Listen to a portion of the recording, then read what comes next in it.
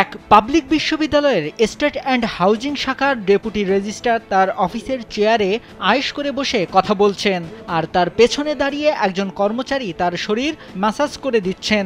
সম্প্রতি এমন একটি ভিডিও সামাজিক যোগাযোগ মাধ্যমে ছড়িয়ে পড়লে তা মুহূর্তের মধ্যে ভাইরাল হয়। 5 মার্চ রাত 9টার দিকে এনএসটিইউ ভয়েস নামের একটি ফেসবুক পেজ থেকে পোস্ট করা হয় শরীর ম্যাসাজের ভিডিওটি। এরপরই এর পক্ষে বিপক্ষে আলোচনা সমালোচনার ঝড় ওঠে। এ ভিডিওটি নিয়ে বিশ্ববিদ্যালয়ের শিক্ষক শিক্ষার্থী ও কর্মকর্তা কর্মচারীদের মধ্যে তীব্র প্রতিক্রিয়া সৃষ্টি হয়েছে।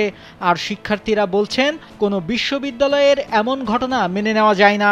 স্যান্ডেলিনা সো, রূপচর্চায় আভিজাত্য। আমাদের বিশ্ববিদ্যালয়ের একজন উচ্চপদস্থ কর্মকর্তা, উনি হচ্ছে ওনার অফিসে বসে এবং অফিসের সময় অফিস টাইমে উনি অফিসে বসে ওনার একজন অধস্তন কর্মচারী দিয়ে উনি যেভাবে শরীর মেসেজ করাচ্ছে, এটা আসলে অবশ্যই অনাকাঙ্ক্ষিত এবং একটা পাবলিক বিশ্ববিদ্যালয় অফিসের চিত্র কখনোই এরকম হতে পারে না।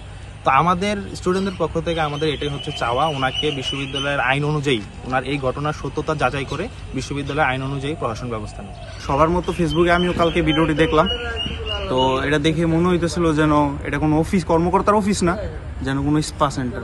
আসলে এটা কর্মক্ষেত্রে নীতি নৈতিকতার বিরুদ্ধে একজন অধস্তন কর্মচারীর কাছে মালিশ নিতেছে, মানে ফুল স্পা সেন্টারের মতোই মনে হলো। ভাইরাল হওয়া ওই ডেপুটি রেজিস্ট্রারের নাম মোহাম্মদ গোলাপ হোসেন।